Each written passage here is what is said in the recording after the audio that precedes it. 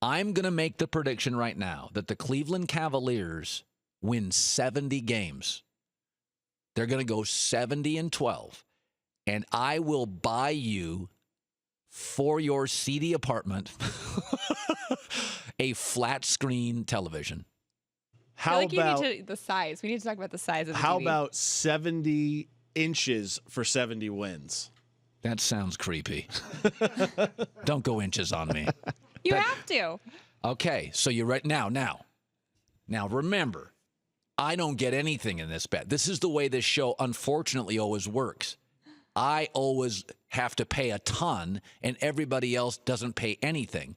So at least, because this is a one-sided bet, what is in it for me? So I do get a couple of tiny, marginal, nebulous qualifiers. I get the bet is off if a couple of things happen. Tiny, fair? Is that fair? Listen, I get nothing out of this bet. You get a 70-inch flat screen. That's like $4,000. I get nothing out of this bet. All right, I'll give you some qualifiers. Okay, so I talked to Bob, the sound guy, and there's just a couple.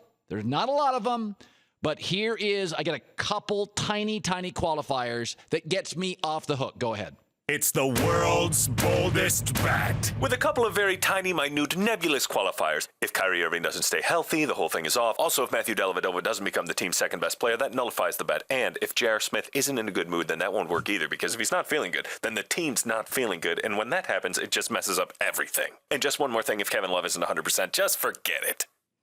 That's it. Just a couple of qualifiers. J.R. Smith has to be in the right mood.